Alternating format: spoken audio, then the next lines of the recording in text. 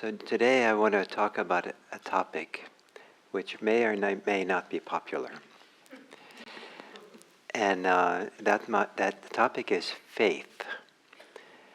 And some people love this topic. Some people, just the word of it raises alarm for them.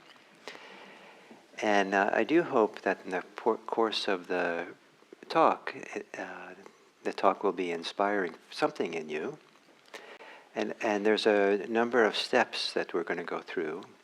The first is going to be something that maybe isn't so popular, but is linguistic. What word are we talking about? What do we mean when we use the word faith?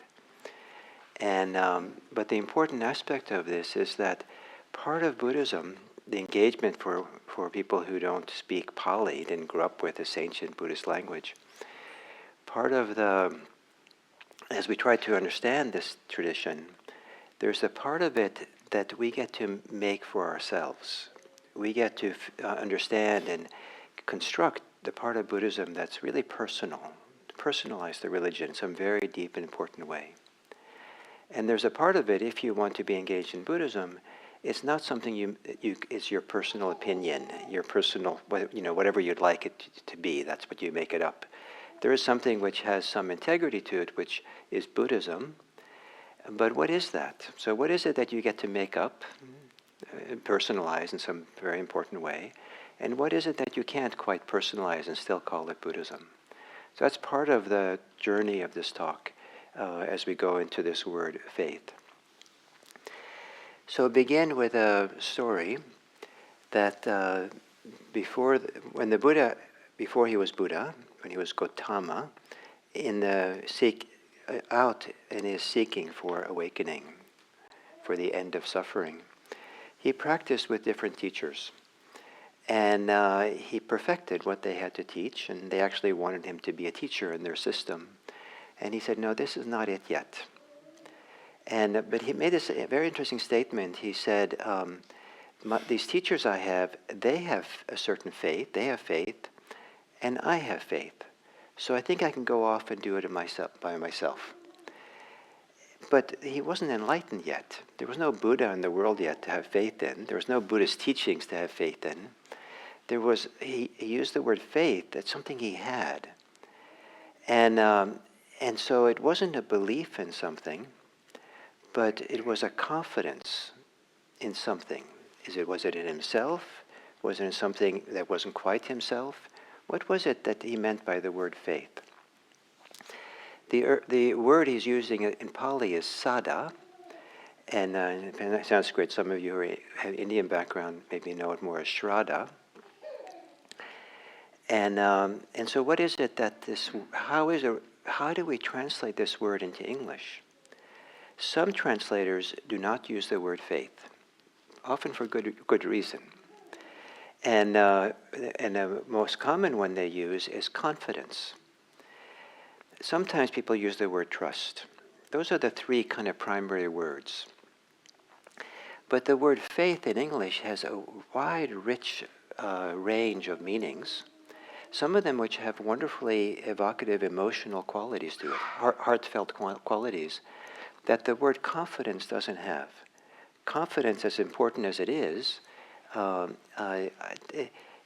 think for most people, it doesn't necessarily evoke some deep feeling of heartfelt trust or something really kind of inspiring in the heart. Confidence is good, but so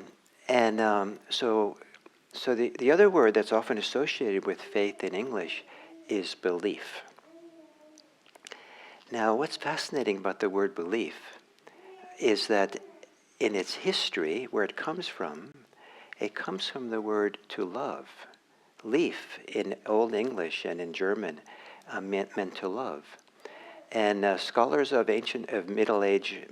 medieval religion say that there was no questioning whether you believed or didn't believe in God in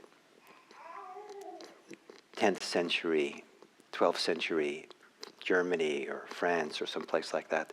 It was just taken for granted. But when you said you believed in God, what you were saying, you love God. And there's a different feeling. This is where I put my love. And so to believe, not as an act of just credence, like, okay, I have to believe these, in English, I have to kind of now accept these teachings as being true.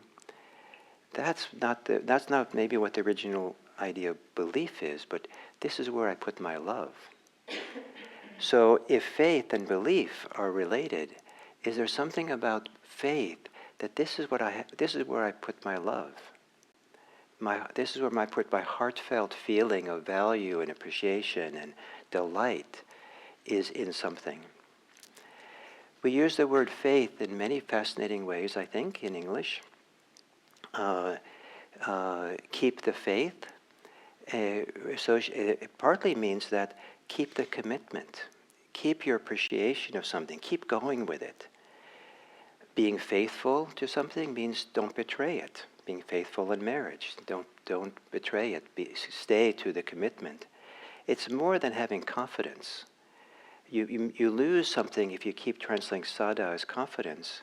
You lose a sense of love or commitment, a certain loyalty. Fidelity is related to the same roots, Latin roots, as faith is related. But that means kind of a loyalty, the faith that we keep loyal, stay committed. All these words have different meanings for every individual, different associations. There's an expression in English, a person of faith. And for me, that just makes me happy when I hear that phrase.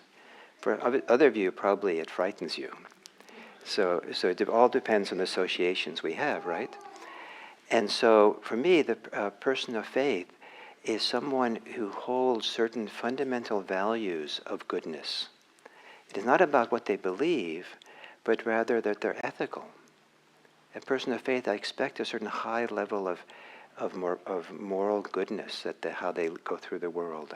I think of them as someone who's more gentle, not assertive, not domineering, kind of a gentle kind of willingness to be of service from their love. So what do these words mean for you? And that's where you get to make it up. You get to take the ancient word sada, a very important word in Buddhism, and decide for yourself, what is the word that you would like, what English word works for you that inspires you, that's meaningful for you, that is useful for you to have. If you translating as faith is not useful for you, don't translate it that way. If these, well-meaning Buddhist teachers use the word faith, just code switch. And just, okay, that person said faith, so I'm going to use confidence. The teachers who like to use confidence for sada really want to emphasize practicing. You want to have confidence that this is something you can do. And so just like learning any kind of skill, it helps to have confidence in learning that skill. So Buddhist practice involves developing skills. And so emphasizing the confidence side means, okay, I can do it. I'm going to engage. Some people like trust. There are plenty of times in my Buddhist career where I prefer to translate sada as trust. There was something profound that I really felt like I could rest in or rely on that really would support me. And one of the primary things that I trust fundamentally that's come from doing this practice is mindfulness itself. It's not a belief, but it's a capacity that I have. It's a practice or a capacity, a way of being that I just trust more than anything else because it's proved reliable over and over again. And then there's word belief.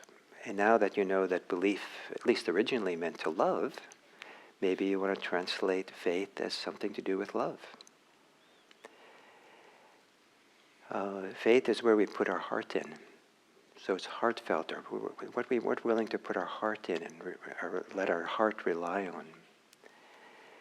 So in the ancient tradition, in Buddha, faith was more a quality of personality, of character, more than a faculty that we have, more than an action that we do. So again, it's pointing to something deeper than many of the ways we think about when we think about, having faith in something, but rather a faculty that we have that we can awaken. And what is that? What would it be for you? So this is a part of Buddhism you get to make up for yourself, personalize, and the meaning of these words and how we play with them. And so some of you have been around my teachings long enough, and probably more than I should. Someone will ask a question, and I'll say, well, that depends on what you mean by the word. And because then that's a way of being careful and respectful for people, because otherwise we might miss each other, because we might have different definitions of the word. And if we specify what we mean, I think it's much more, we can find our way together. So this word sada. So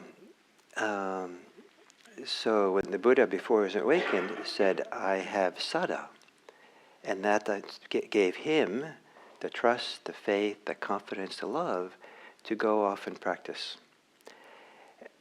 Also, another story that Buddha tells before he was awakened was how he dealt with fear.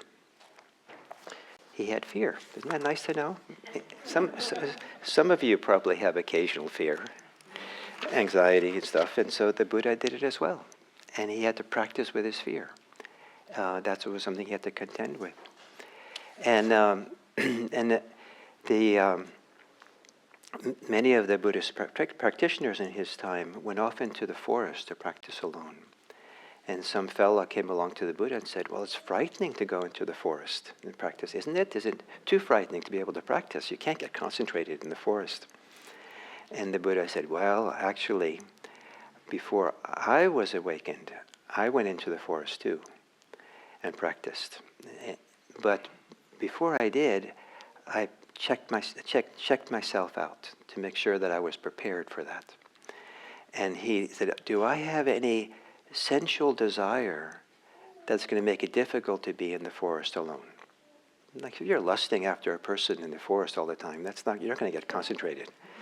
So do I have any sensual desire? No.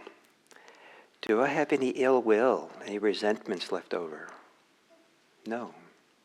Do I have any resistance? Do I have any ways in which I'm caught in my fear, frozen in my fear? No. Do I have any agitation or regrets? No. Do I have any doubts? No. Anybody who has these things would probably be afraid when they go into the forest. Then he makes an interesting statement. Do I have any, the word is in English, alarm or terror? Maybe he's not an alarmist. So some people get alarmed by all kinds of things. And but he said, no, I'm not an alarmist, and I don't get terrorized by things. So what he means by that, I don't know. It was kind of interesting. So what he's doing is checking himself out. And maybe if he had those things, he realized, I have to work through these first. So he'd go to a therapist. If he was in modern America. Who can be very helpful for some of these things when they're really, really difficult. But work through it.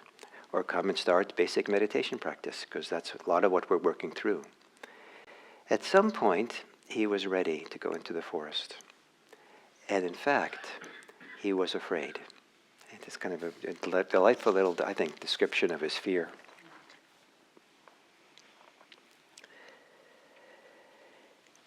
On especially auspicious nights, I dwelt in awe-inspiring, horrifying abodes, as orchard shrines, woodland shrines, and tree shrines. And while I dwelt there, a wild animal would come upon me, or a peacock would knock off a branch, or a wind would rustle the leaves. I remember sometimes backpacking in the Sierras by myself, no one around for miles, dark, in my little tent, and there were monsters walking, crunching the leaves around. What are these monsters doing around here? Crunch, crunch, clap, snap. And if I was awake and it was daytime, I would rustling of the leaves would not do anything for me. But when in the dark, in the scent, there were times where I couldn't sleep. So, but what he does, this is a footnote in the talk. So what he does, how he deals with his fear and practicing alone in the dark in these frightening places, was whatever posture he was in, he stayed in that posture and was mindful, present for that. And somehow staying present for it, not giving into it, not running away, not collapsing around it, staying with it in a dignified way, somehow he worked through it. He doesn't go into the details here, but it's kind of that he was prepared. He was ready at this point in his life to sit or be really present for fear when it arose. But you saw he was prepared, right? So are we prepared for it? So that this was important is not a coincidence. That he checked himself out, you saw what he had worked through and what he didn't have, is not a coincidence for what Buddhism is about. The part of Buddhism that you're not supposed to change. The part of Buddhism, if you want to do Buddhism, you have to kind of accept as being very important. And now we come to the topic of faith, sada again. That the emotional qualities the Buddha associates with faith, so you get a sense of what it's about, is calmness, clarity, and confidence. Confidence, clarity, and confidence. So those are kind of the associated terms. It's not to be zealot. It's to be peaceful. Something that helps you be profoundly peaceful. So what is it that does that? And so to reach this level, and there's different levels of faith, but this level of faith that's really confident, and now there's going to be a fidelity to it. There's a loyalty. There's a commitment to something which is more than a belief. Something in a sense that maybe even in a sense more than the usual me that you identify with. Not transpersonal exactly, but not necessarily personal either. Something that maybe is in you, but which is not who you think you are. What could that be? To have faith in that, to have confidence in that. So, and this is the core confidence that, the core kind of confidence that the Buddha really is pointing that it's possible for us to experience and grow in this practice. So this is going to be a little bit boring. So, you're forewarned. But it's also going to be phenomenally important. And I hope, by the time I finish this talk, this is going to inspire you to no end. So be patient with the boredom. But listen to this. Listen to it as if it's a guided meditation, where the key words are pointing something deep inside of you, a possibility. Something that, if you really could do this in a thorough way, would be transformative. You don't have to believe anything. There's no creeds to have faith in. And some of you are going to think this has nothing to do with religion. And I came to Buddhism. It's a religion. And this is like, you fill in the blank. And some of this language you're not going to like, some of you. So you're forewarned. This is like, caution. This is the caution statement.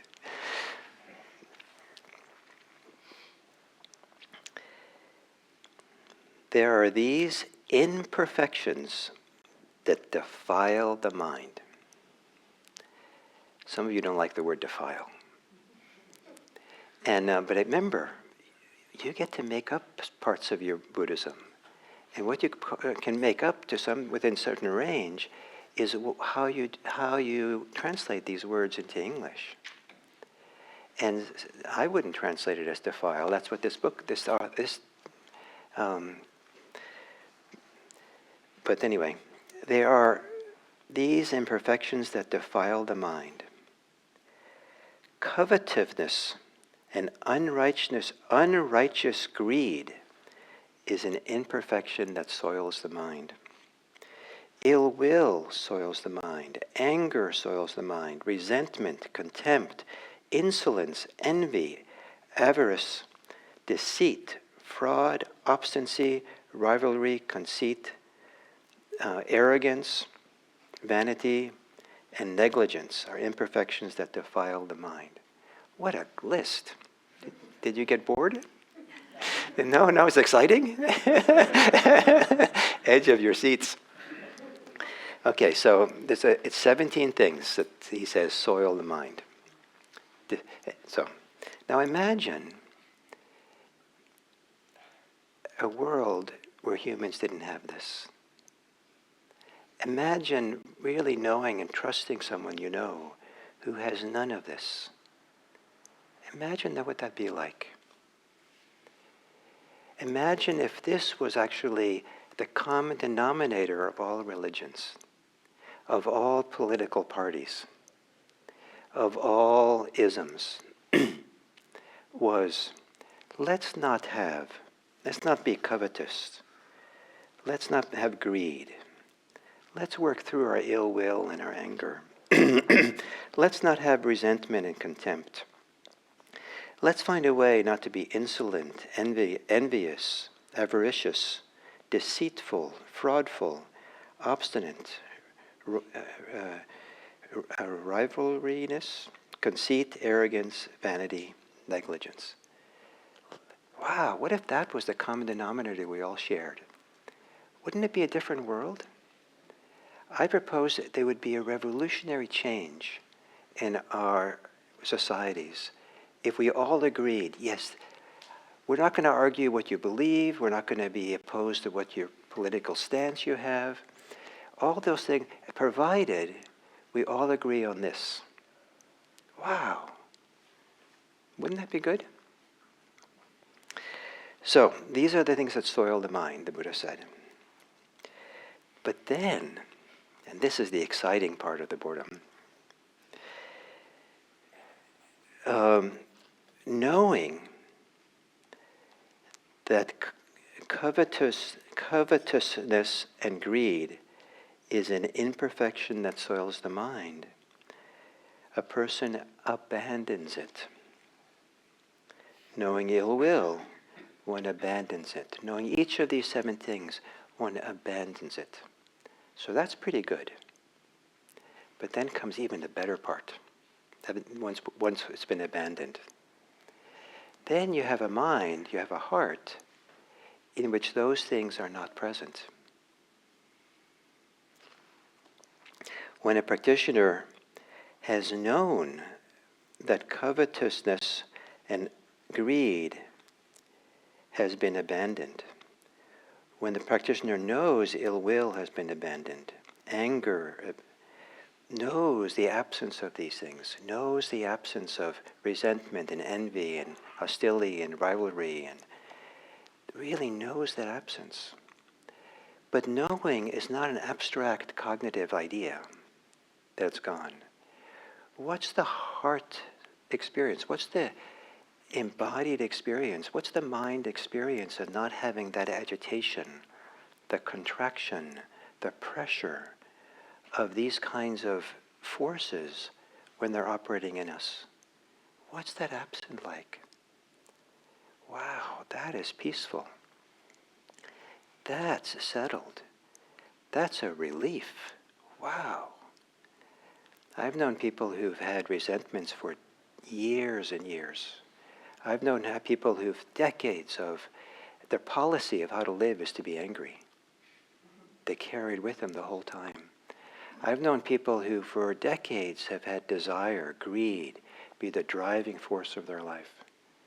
What a relief to finally have these kinds of powerful forces not operating. To know this possibility for oneself, to have experienced that kind of peace, this is what provides an unshakable, I think this translator calls it, or this translator does translate unwavering confidence. Some people did unshakable confidence in that possibility. The literal meaning in Pali, again, because remember, you get to have there's some choice here how you translate it. The English, the Pali literally means confidence based on knowing. So it's you know something now for yourself. So it's not based on trusting this book or trusting me, but it's trusting what you've really experienced is for yourself. If you have that, then the Buddha says you can have real confidence in the Buddha, in the Dharma, in the Sangha, in Buddhism. Because what is Buddhism? What is the essence and what the purpose of Buddhism? At the foundation, it's not about a belief, but rather about doing this, becoming free of these things that soil the mind.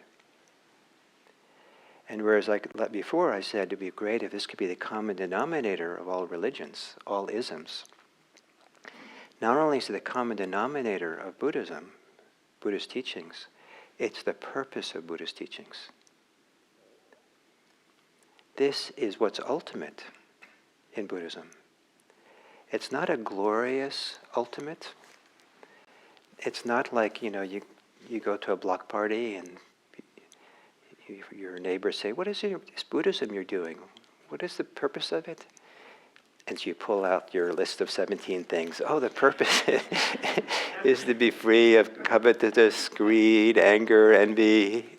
And by the time you finish the 17, they've already gone off to someplace else, or they're feeling sorry for you because their ultimate is cosmic consciousness. Their ultimate is, some grand, glorious, sexy kind of thing, and or even just something beautiful, like their ultimate is love. Like they listen to we don't hear all this, like, well, okay, I guess it's okay for you, but what about love? What about compassion? What about beauty? What about, great spiritual states?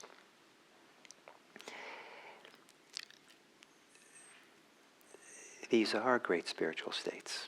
These are beautiful states. These are the doors that open so that we can have love and compassion and care for each other. These are profound things. So we might not make an impression on our neighbors, but that's actually a good thing. Because I think we don't want to hold Buddhism up as being too special. Because that's one of the ways of soiling the mind. It's really special, but let's not be too caught up in it. Because this is what it's about. So to have faith in this possibility of this kind of freedom, this kind of absence of these difficult states of mind, these painful states of mind, and then to live in the world based on them. Is this something we have faith in? Is it something we have confidence in? Is it something that is this something you want to trust? Is this something that you want to have fidelity to? Do you want to have loyalty to this? Is this something that is such great value that you're going to be committed to it and not give it up too lightly, too easily? You're not going to come along and finally decide, well, yes, this non-anger thing is good, but now I'm justified to be angry.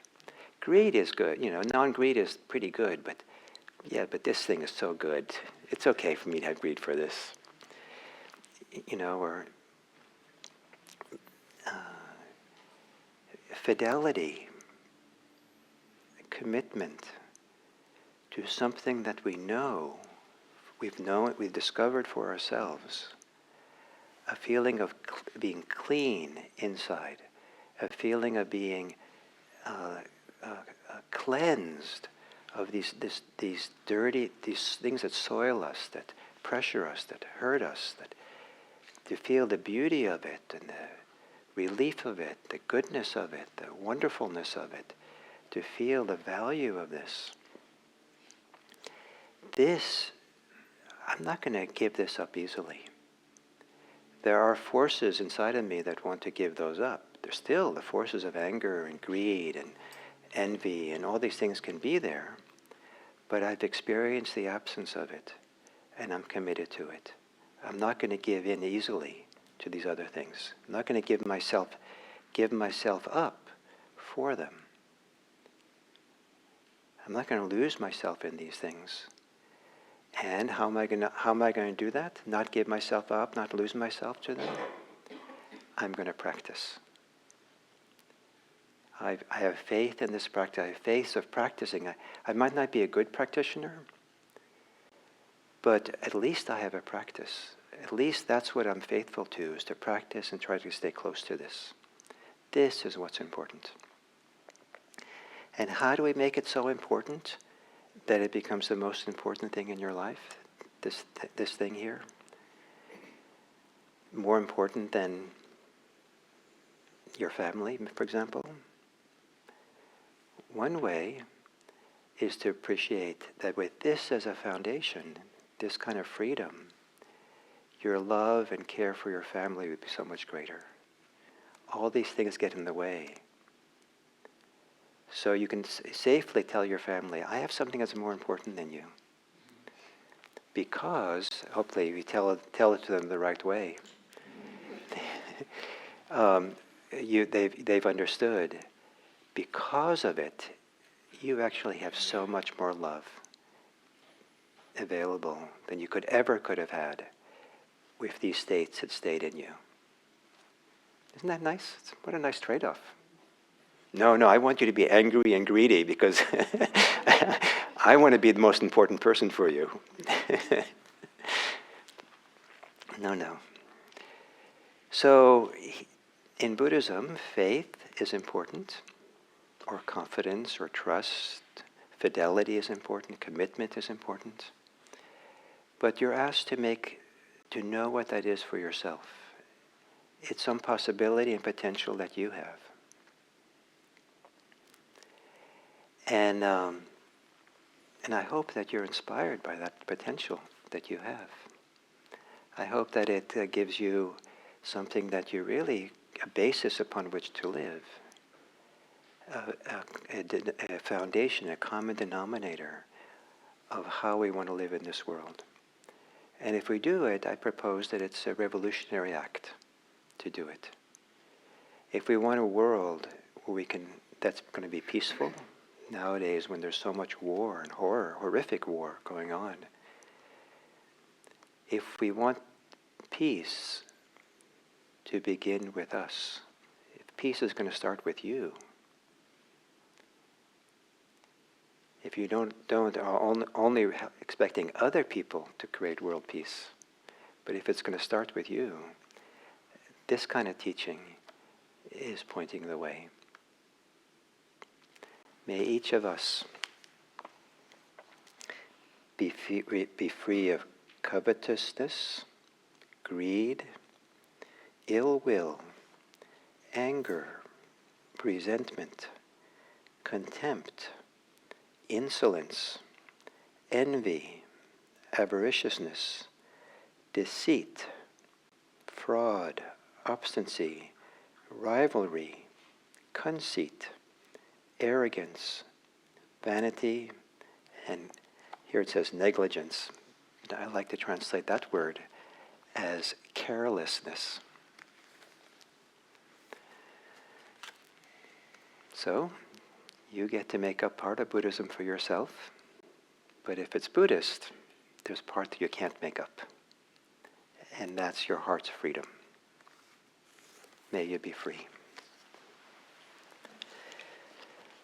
So thank you very much.